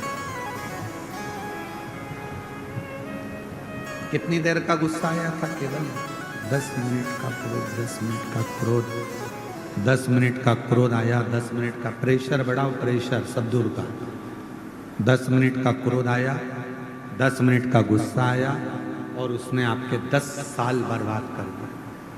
धन भी गया, नाम भी गया, इज्जत भी गई, समय भी गया। इसलिए भगवान शंकर से प्रार्थना करते रहा करो कि भोले बाबा मेरे घर में भले बंदूक रखी हो, डंडा रखा हो, तलवार रखी हो, अस्त्र रखे हो, शस्त्र रखे हो, पर निवेदन है मेरे शंकर भगवान उनको उठाने की कभी जरूरत ना पड़े। प्रेम की वाणी से दुनिया रीत जाए, इससे ज्यादा और कुछ। प्रेम की वाणी, वो हमारी जिंदगी को बर्बाद करता है। हम जीजियों से, हमारी बहनों से कहते हैं, यहाँ जितनी मेरी बेटियां बैठी हैं, जीजियां बैठी हैं, बहन बैठी हैं, हम आपसे हमेशा निवेदन करते हैं, तुम्हारे घर में कितनी भी लड़ाई हो जाए, तुम्हारी पति से कितनी भी लड़ाई हो जाए, परिवार में कितनी भी लड़ाई हो जाए, सास से कितनी भी लड़ाई हो जाए, जेठानी से कितनी भी लड़ाई हो जाए, देवरानी से कितनी भी लड़ाई हो जाए, पर निवेदन है, लड़ाई कर कर कभी भी अपना घर छोड़कर मायके में जाकर मत बैठो।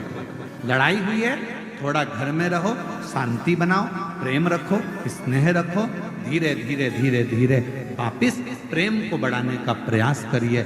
लड़ाई कर कर मायके में बैठ जाना ये किसी चीज का हल नहीं है, बल्कि लड़ाई करने के बाद भी वहीं रहकर छाती पर मूंग दलना और 2 रोटी घी की खाना ये जरूरी है।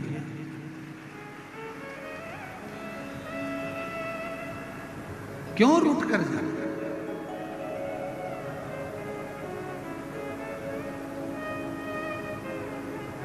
अब अभी निकुंभ में कथा थी, तो निकुंभ में कथा थी, तो वहां एक बहन ने पत्र में लिख दिया था, वो पत्र हमने व्यासपीठ पे नहीं पढ़ा, पर आज याद आई है तो बोल दे रहा है। एक बहन ने पत्र में लिखा, गुरुजी आजकल हम तो रूठ कर नहीं जाते पर वो चले जाते हैं।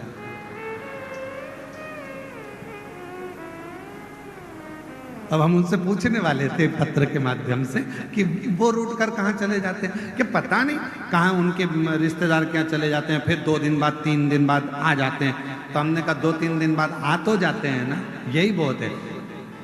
पुरुष जाएगा तो आ भी जाएगा, पर मेरी जीजी और तुम इतना बड़ा मुंह लेकर जाती हो कि अब तो जाऊंगी नहीं, चाहे कुछ भी हो जाए, अब नहीं जाऊंगी, तो वो दिक्कत आ इतना नहीं। हम हमारे बाबा की बेटी हैं, हम हमारे शंकर जी की पुत्री हैं, और तुम्हारे घर में जितने माता पिता हैं ना, आप सबके वो शिव और पार्वती का ही रूप है, आप उनकी बेटी हो, तो हम अपने संस्कारों से विहीन कैसे हो जाए? आप सबको मालूम होगा शंकर जी की बेटी अशोक सुंदरी, जब विवाह हो गया अशोक सुंदरी का, और विवाह होने के बाद अशोक सुंदरी के पति एक बार वन से निकलकर आ रहे थे, और एक असुर ने अशोक सुंदरी के पति को रोक लिया। अशोक सुंदरी के पति को जब उस असुर ने, उस दैत्य ने अशोक सुंदरी के पति को जब रोका, असुर ने जब अशोक सुंदरी के पति को रोका, तो उस असुर को नहीं मालूम था कि अशोक सुंदरी का पति है।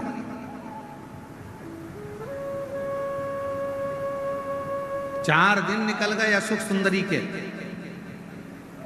पता नहीं स्वामी कहां चले गए। अब शिव जी की बेटी है, ना जाने कहां चले गए, ना जाने कहां चले गए, ना जाने कहां चले गए। ढूंढते ढूंढते अशोक सुंदरी खुद निकल गई, और अशोक सुंदरी उस असुर के सामने जाकर जो खड़ी हुई, असुर ने उसी समय पर अशोक सुंदरी के पति को छोड़ दिया। उसी समय, एक क्षण की देरी नहीं लगी।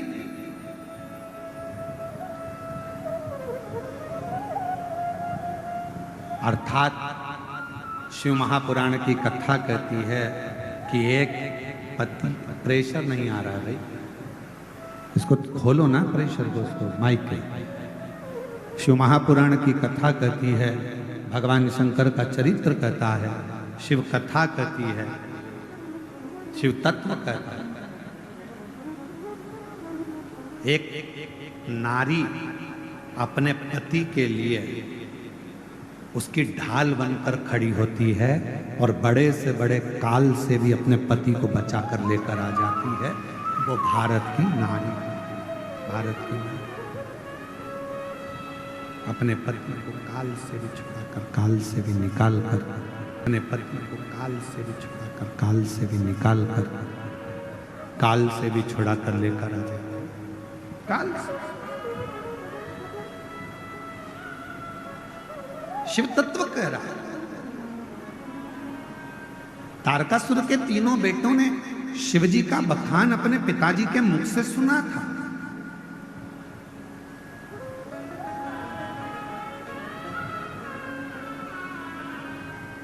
तारकासुर जब चले गए, ब्रह्मा जी का तप किया, तारकासुर के बेटों ने तारकाक्ष विदुमाली कमलाक्ष जी ने और वर मांगा हमारे प्राण ना जाएं। तभी भी ब्रह्मा जी ने कह दिया था ऐसा हो नहीं सकता कि तुम्हारे प्राण नहीं जाएंगे। मृत्यु लोक में अगर कोई आया है उसको जाना तो पड़ेगा, उसको प्राण तो त्यागना पड़ेंगे।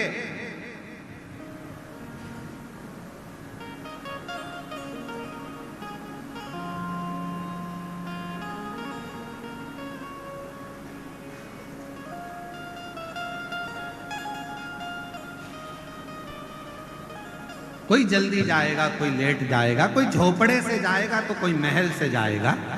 जीवन है, जाना तो है, आज नहीं तो कल जाना। तो तारकासुर के तीनों बेटों को ब्रह्मा जी ने कहा मृत्यु तो आएगी, तो उन्होंने कहा फिर दूसरा वर दे दीजिए। कौन सा वर? अगर मृत्यु आना ही है तो ऐसा वर दीजिए, हम तीनों की तीन नगर का निर्माण कर दीजिए, उस 3 नगर में हम रहेंगे। हमारे प्राण छूटे तो एक साथ छूटे, हम मरे तो एक साथ मरे, हमारे प्राण जाएं तो एक साथ जाएं। ब्रह्मा जी ने तथास्तु कहा, ठीक है, तुम्हारे तीनों के प्राण जाएंगे तो एक साथ जाएंगे। वर मिल गया ब्रह्मा जी का। अब तीनों ने अपनी अपनी पुरी का निर्माण कर लिया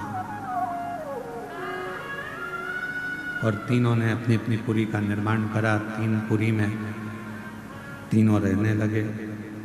समय आया, खूब उत्पात उन्होंने मचाया। तब भगवान शिव जी के सामने जाकर विनय करा।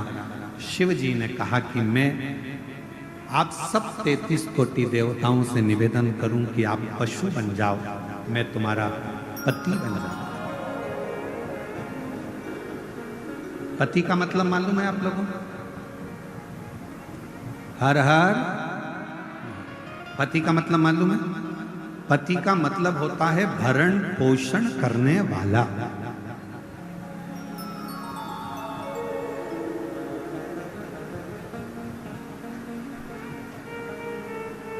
हमारी जिंदगी की पूरी जवाबदारी अब उनकी है। पिता, पति, भाई, पुत्र। एक नारी के लिए ये 4 स्तंभ का काम करता है।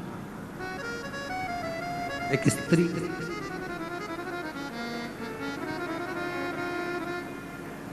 बहुत बड़ा स्तंभ है, बहुत बड़ा स्तंभ।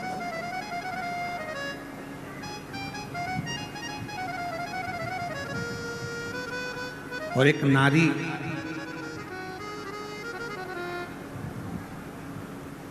जब किसी लड़के से विवाह होता है तो उस लड़के को भी ये समझना चाहिए कि अब ये अपना घर छोड़कर आ रही है, मतलब पूरी जवाबदारी अब मेरी है। भरण पोषण करना। माता का और पिता का सबसे बड़ा कार्य क्या है? पिता का काम है बच्चे को अच्छी शिक्षा देना, पिता का काम है बच्चे के पढ़ाई का खर्चा उठाना, पिता का काम है बच्चों को कपड़े पहनाना, पिता का काम है बच्चों के लिए भोजन की व्यवस्था करना, पिता का काम है बच्चों को अच्छा धन वैभव संपदा देना।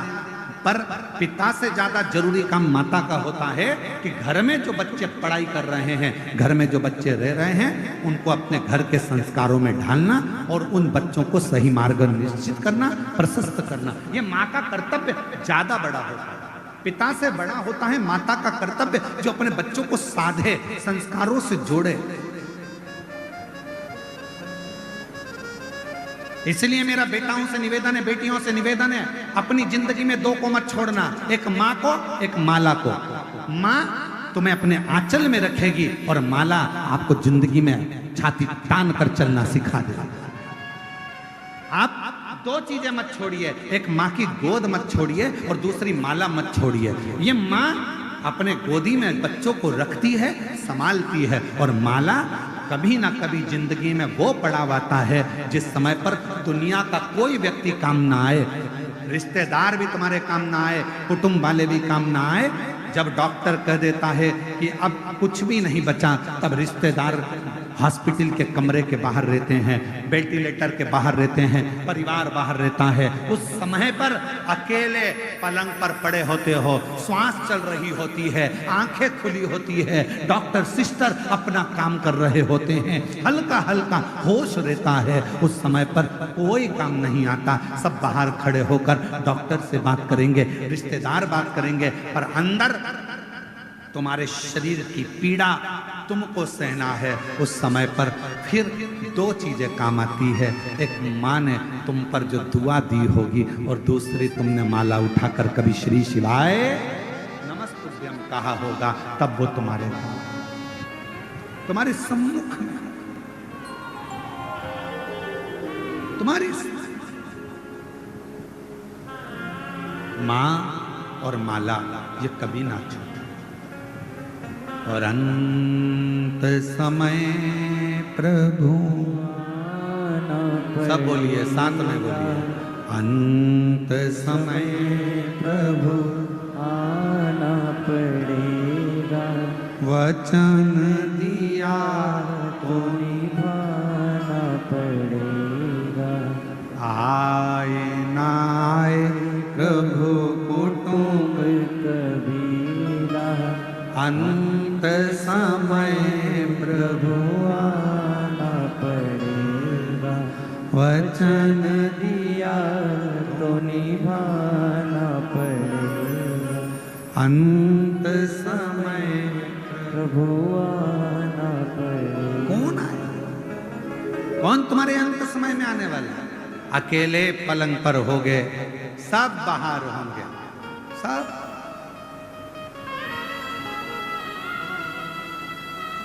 कौन आए?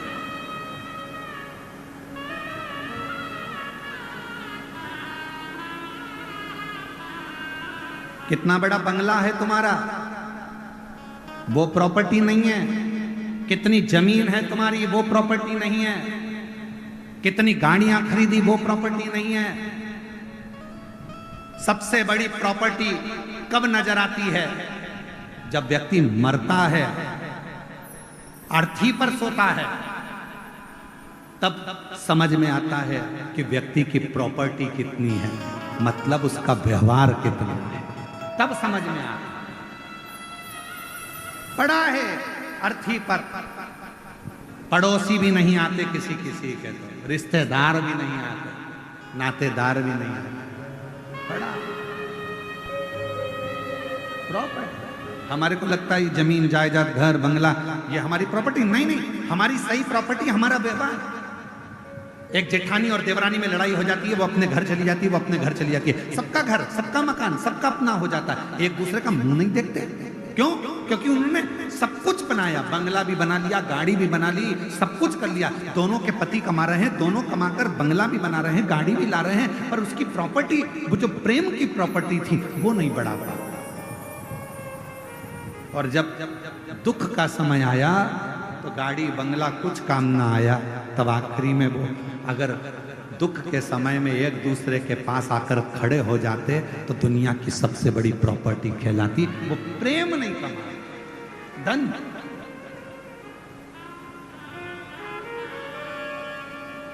और हमारा निवेदन है, कभी आइए कुबेरेश्वर धाम पर आकर दर्शन कर कर जाना, जहां पर हजारों लोग प्रतिदिन सुबह 10 बजे से लेकर रात्रि के 7 बजे तक भरपेट रोटी सब्जी मीठा नमकीन भोजन भरपेट पाते हैं। कभी आइए कुबेरेश्वर धाम पर, वहां पर आकर रजिस्टर चेक करिए, जहां पर पूरे भारत के ना जाने कितने बेटा और बेटी हैं जिनके स्कूल की फीस, कॉलेज की फीस जमा करी जाती है और उनको पढ़ाया जाता है। कभी आइए कुबेरेश्वर धाम पर, वहां आकर देखिए कि प्रतिदिन कितने शिविर नेत्रों के लग रहे हैं, कितनों की आंखों का ऑपरेशन हो रहा है, कितनों की चिकित्सा हो रही है, कितनों के इलाज हो रहे हैं। कभी आइए कुबेरेश्वर धाम पर कि कुबेरेश्वर धाम के आसपास में भी अगर किसी के प्राण छूट जाते हैं और उसकी बॉडी ले जाने के लिए अगर एम्बुलेंस नहीं मिलती तो सीहोर कुबेरेश्वर धाम से उसके नगर तक उस बॉडी को भेजा जाता है। कभी आइए कुबेरेश्वर धाम पर और वहां आकर देखिए कि हम अपने जीवन में कौन सा सत्कर्म कर रहे हैं। क्या चल रहा है, कौन सा हॉस्पिटल, किस तरह का भोजन, किस तरह का व्यवहार, किस तरह का आनंद अपने जीवन में। और आपसे भी कहते हैं आप 1 रुपया किसी को मत दो, कभी दान मत करो किसी को भी, पर इतना याद रखो अपने परिवार में, अपने मोहल्ले में, अपनी कॉलोनी में, अपनी सोसाइटी में कोई बच्चा पढ़ने में होशियार है और उसके पास पैसा नहीं है तो एक बार स्कूल की फीस जमा कराकर उस बच्चे की जिंदगी बनाने का प्रयास करें। दुनिया में 2 दान सबसे बड़े होते हैं, एक शिक्षा का, एक चिकित्सा का। देने का प्रयास करिए। कभी विचार करना, आना कुबेरेश्वर धाम, रहना, विचार करना। हम कुबेरेश्वर धाम आए हैं, जरा यहाँ का नजारा देखें, केवल कंकर शंकर पूजन नहीं, यहाँ की व्यवस्थाओं को भी देखा जाए, यहाँ का आनंद भी देखा जाए कि क्या है ऐसा, क्या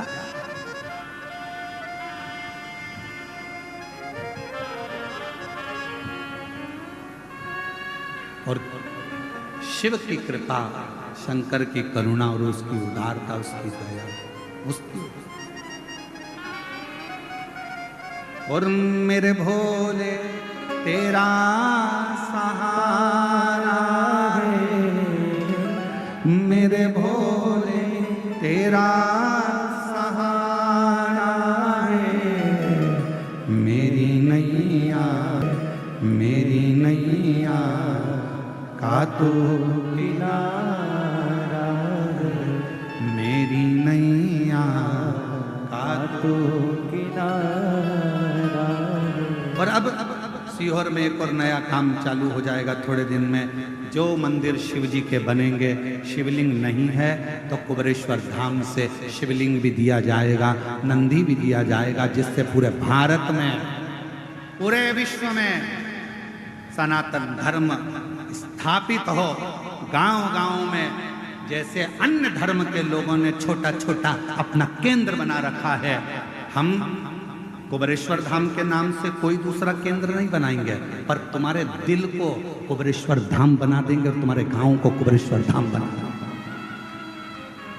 हम कोई दूसरा केंद्र नहीं बनाएंगे। कोई हमसे पूछे क्यों गुरुजी, क्या आप छत्तीसगढ़ में कुबेरेश्वर धाम का केंद्र बनाओगे, क्या महाराष्ट्र में बनाओगे, क्या उत्तर प्रदेश में? कहीं नहीं बनाएंगे। एक ही जगह बहुत है, मायका एक ही ठीक है, 10 मायके नहीं करना है। बाप का घर एक ही बहुत है, उसी घर से पूर्ति हो जाती है, तो 10 घर क्यों? हम नहीं बनाएंगे, पर पूरे गांव-गांव में शंकर के शिवलिंग रखवा देंगे, पूरे गांव-गांव में, नगर-नगर में पेड़ों के नीचे शिवलिंग रखवा देंगे। आज नहीं तो कल कोई धर्मात्मा पैदा होगा, जब पेड़ के नीचे रखा हुआ शिवलिंग देखेगा तो कोई तो छत डालकर चले जाएगा और शिव जी की स्थापना करेगा प्रत्येक नगर-नगर में। और ये भिलाई की सावन की कथा में ये अभी यहाँ से जाने के बाद, कल की कावड़ करने के बाद बहुत सारे मूर्तिकारों को सीहोर निमंत्रण दिया जाएगा, मूर्तिकारों से बैठकर बात करी जाएगी, और जो आप लोग जो दान देते हो उस दान से उन शिवलिंगों का निर्माण होगा और पूरे भारत की भूमि पर गांव-गांव में शिवलिंग स्थापित।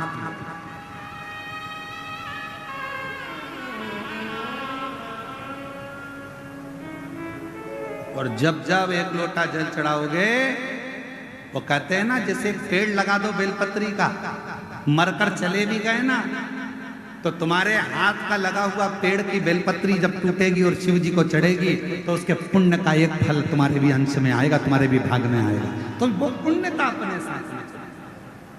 और मत बुरे कर्म कर वरना पछताएगा, भगवान की आंखों से तू बच नहीं पाएगा, तू बच नहीं पाएगा। अरे ओ जानी मत कर नादानी। शिव शिव है हमारे बीच में। छत्तीसगढ़ शासन के माननीय मुख्यमंत्री जी श्री विष्णुदेव साहे जी पधारे हैं। एक बार जोरदार ताली बजाकर स्वागत, वंदन, अभिनंदन। मैं आमंत्रित करता हूं आप व्यासपीठ का पूजन करने के लिए पधारें और जोरदार ताली बजाकर माननीय मुख्यमंत्री जी का, जोरदार ताली बजाकर माननीय मुख्यमंत्री जी का, छत्तीसगढ़ शासन के माननीय मुख्यमंत्री जी श्री विष्णुदेव साहे जी एवं उनकी धर्मपत्नी श्रीमती कौशल्या देवी जी सहाय जी यहाँ पधारे हैं। एक बार जोरदार ताली बजाकर पूरा पंडाल जोरदार ताली बजाकर गर्जना करे। भगवान शंकर का पवित्र चरित्र करें। तारकासुर के तीनों पुत्र तारकाक्ष, विदुम्माली और कमलाक्ष, तीनों, और वो तीनों पुत्रों ने अपने पिता से पूछकर कहा कि मेरा कोई बैर किसी से, वर भी मिल गया, 3 पुरी का निर्माण भी हो गया, और तीनों में तारकाक्ष, विदुम्माली और कमलाक्ष की तीनों अपनी अपनी पुरी में निवास करना, तीनों। शिव महापुराण की कथा कहती है, भगवान शंकर का चरित्र कथा है, शिव तत्व कहता है, भगवान शंकर का पावन चरित्र वर्णन करता है कि तीनों ने निवास किया।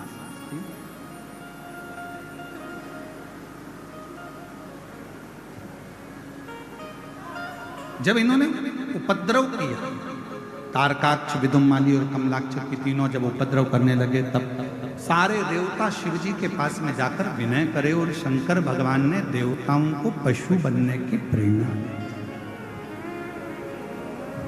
कि आप पशु बन जाओ और मैं तुम्हारा पति बन जाता हूं। पति का मतलब होता है भरण पोषण करने वाला, बड़ा पति का मतलब है संभालने वाला। शिव महापुराण की कथा कहती है, भगवान शंकर का चरित्र कहता है, पति और पत्नी का जो संबंध है उसमें धर्म पत्नी अपने पति की ढाल बनकर हर जगह पर खड़ी रहे, प्रत्येक जगह। और फिर निवेदन करें, यही भिलाई में एक माता ने प्रश्न किया था कि आपकी कथा में सबसे ज्यादा संख्या में माताएं आती हैं, उसका कारण शिव महापुराण की कथा कहती है कि हमेशा पुरुष जब भी मंदिर में जाएगा, शिव जी को जल चढ़ाएगा, कुछ मांगेगा तो अपना व्यापार, अपना आनंद, गाड़ी, बंगला, यश, कीर्ति है, पर माँ, घर की स्त्री, घर की नारी जब शिव जी के मंदिर में जाकर एक लोटा जल चढ़ाती है या कोई व्रत करती है, उपवास करती है, कभी अपने लिए नहीं मांगती। नारी हमेशा अपने पति और अपने बच्चों के लिए, अपने परिवार के लिए, अपने परिवार। और शिव महापुराण की कथा भी यही कहती है।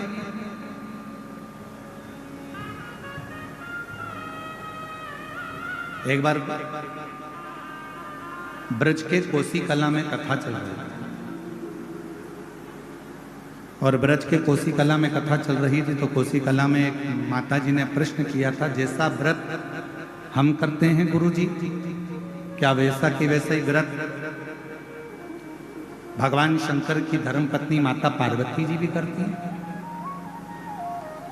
तो हमारा निवेदन है, ये जितने व्रत भारत की भूमि पर जितने भी व्रत होते हैं, चाहे वो नवरात्रि का व्रत हो, चाहे वो चतुर्थी का व्रत हो, चाहे वो छठ का व्रत हो, चाहे वो तीज का व्रत हो, चाहे वो पंचमी का व्रत हो, चाहे सोमवारी का व्रत हो, जितने भी व्रत भारत की भूमि पर या संसार के लोग करते हैं, ये सारे व्रत हमारे देवताओं की धर्मपत्नियां भी धारण करती हैं, और उन्हीं की प्रेरणा से ये हमारे शास्त्र, वेद और पुराण इन व्रतों का वर्णन करते हैं जिसको हम धारण करते हैं।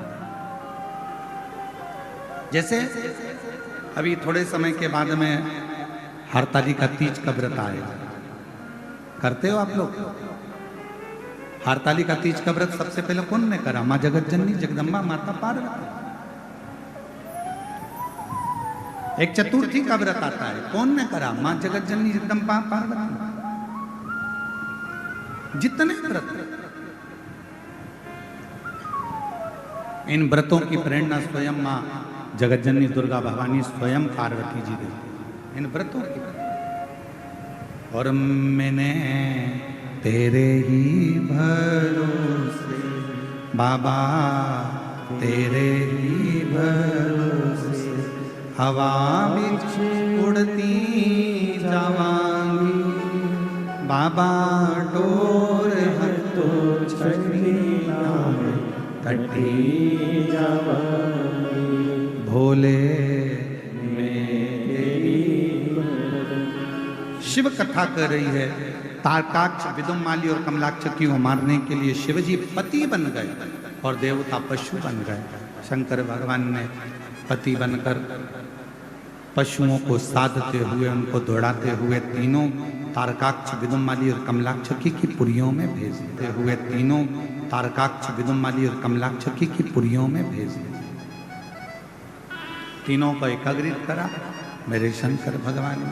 तीनों को एकाग्रित कर देवादिदेव महादेव ने नंदी के रूप में जब उनको मारना प्रारंभ करा, तभी भगवान शंकर का नंदीश्वर जो स्वरूप था उसका शीश कटा, जो नेपाल में जाकर गिरा, जिसको पशुपति नाथ कहते हैं। धड़ केदार में गिरा, जिसको केदार नाथ कहते हैं। तभी उसी शिवलिंग में से भगवान शंकर स्वयं प्रकट हो गए, त्रिशूल लेकर तारकाक्ष, विदुमाली और कमलाक्ष का संहार कर दिया। देवताओं ने भगवान शिव की स्तुति करी। भगवान शंकर से वर मांगा देवताओं ने, नाथ आपका ये पशुपति रूप संपूर्ण विश्व का कल्याण करने वाला हो। शंकर भगवान ने कहा, एक होता है पाशुपत्य अस्त्र, पाशुपत्य योग और पाशुपत्य व्रत, ये तीन क्रम। संसार के लोग ना तो पाशुपत्य अस्त्र को प्राप्त कर सकते हैं आज के समय में, ना पाशुपत्य योग कर पाते। तो शिव महापुराण में सबसे सरल तरीका बता दिया, पशुपति व्रत। ये दुनिया का वो व्रत है 5 सोमवार का। 5 सोमवार का ये वो व्रत है जिसमें 6 दीप लगाए जाते हैं, 5 दिए मंदिर में, एक घर की चौखट के पास में, और भगवान शंकर की आराधना करी जाती है, भगवान शिव की अर्चना करी जाती है। यदि हम पाशुपत्य अस्त्र प्राप्त नहीं कर सकते, पाशुपत्य योग नहीं कर सकते, तो पाशुपत्य व्रत के माध्यम से विश्व का सबसे ज्यादा सुख हम प्राप्त कर सकते हैं, पशुपति व्रत के माध्यम से। अब कोई आपसे पूछे कि इस व्रत को किस किसने करा है, तो एक बार लिंग पुराण को पढ़िए, कूर्म पुराण को पढ़िए, स्कंद पुराण को पढ़िए, शिव महापुराण को पढ़िए, नर्मदा पुराण को पढ़िए। इन पुराणों में वर्णन आता है कि स्वयं भगवान कृष्ण ने, भगवान शंकर जी के लिए, भगवान राम जी ने और भी देवताओं ने पाशुपत व्रत किया।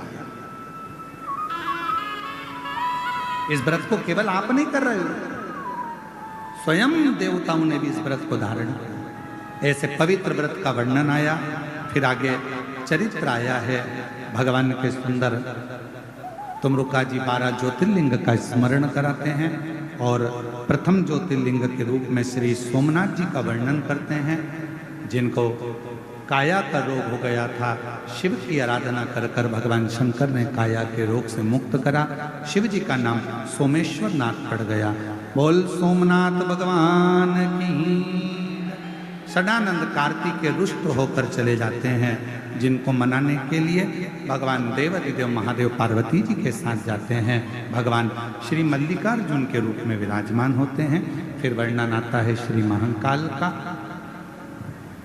दूषण नामक के राक्षस का संहार करने के लिए शिवजी काल अधिपति बनकर, महाकाल बनकर दूषण नाम के राक्षस का संहार करते हैं। शिवजी का नाम महाकालेश्वर होता है। फिर वर्णन आया श्री ओमकारेश्वर का।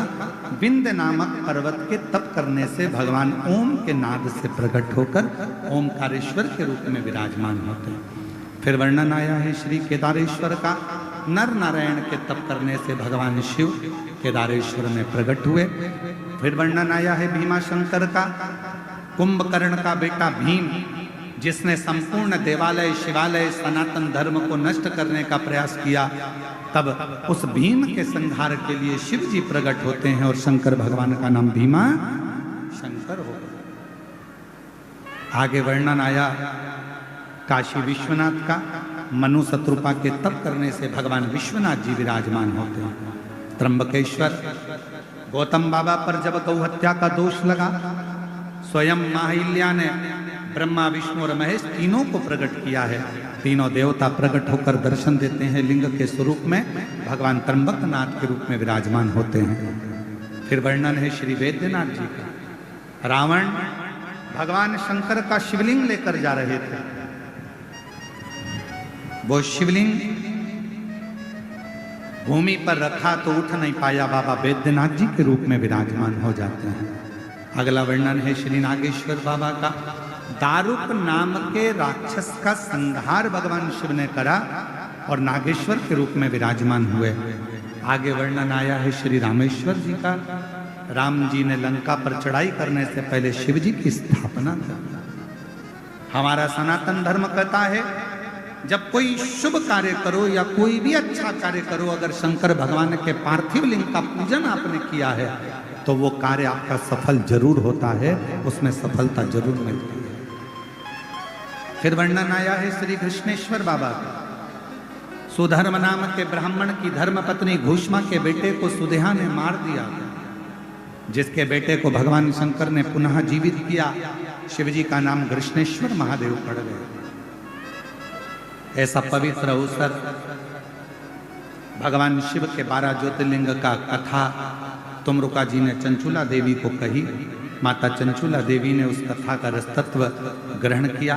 पति बिंदुक प्रेत योनि से मुक्त हुआ।